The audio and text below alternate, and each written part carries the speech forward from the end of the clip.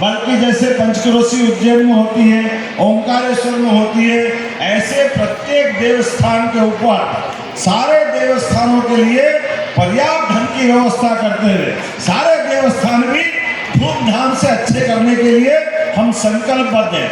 आने वाला सिंहस्थ 2028 भी फिर आने वाला है, इसलिए हमने स्थायी आमतौर पे सिंहस्थ में टेम्परेरी इंतजाम करना पड़ते थे।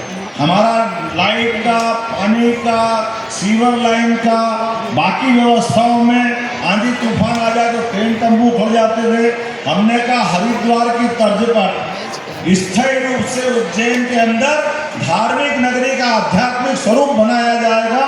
ये व्यवस्था भी हमारी सरकार के द्वारा करने का संकल्प हमने लिया है। पूरे देश और दुनिया में वैदिक घड़ी हमारे माध्यम से काल गणना की नगरी उज्जैन रही है।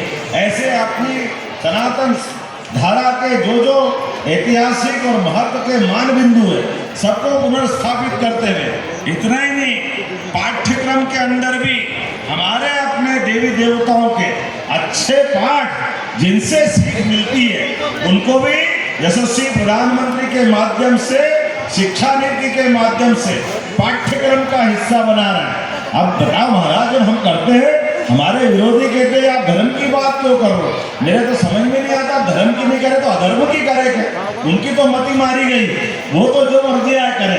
लेकिन आपके आशीर्वाद से हमारी सरकार ये सब करते हुए अपने मूल विकास के काम, जिसके आधार पर मध्य प्रदेश आर्थिक रूप से भी समृद्ध बनकर पूरे देश में नंबर 1 का राज्य बने, इसलिए खेती, उद्योग, धंधे, युवा, महिला, किसान, गरीब सबकी बेहतरी के लिए समान रूप से काम करती जा रही है। मैं मान के चलता हूँ यशस्वी प्रधानमंत्री के आशीर्वाद के साथ मध्य प्रदेश निश्चित रूप से देश का नंबर 1 राज्य बनेगा। और आपने विद्यालय की बात कही है, आप, मैं तो विद्यालय से स्वयं को अपने आप जोड़ करके, हम तो विद्यालय की बात तो मानते ही हैं। मैं तो चाहूंगा आप महाविद्यालय भी खोले, सरकार आपके साथ रहने वाली।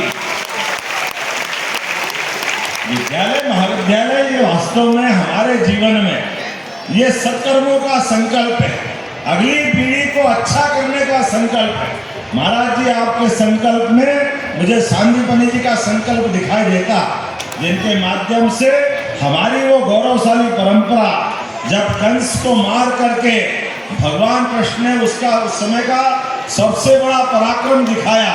लेकिन ये भारतीय संस्कृति की विशेषता है कि चाहे कितना बड़ा भी पराक्रम कर दिया, लेकिन भगवान कृष्ण की शिक्षा दीक्षा बाकी थी।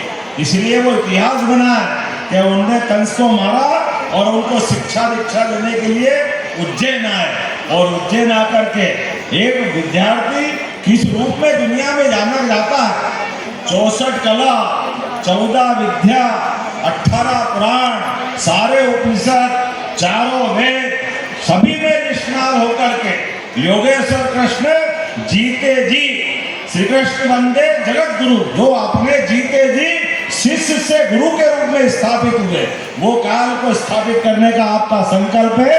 हम सब आपके साथ हैं, निश्चित रूप से आपकी इच्छा पूरी होगी। मेरी अपनी ओर से पुनः आपका वंदन, अभिनंदन। एक बार जोर से जयकारा लगा। और विष्णु वरा मंदिर, अजय भैया अपने काम की बात भी बता रहे हैं, हम सब जानते हैं वाकई में विष्णु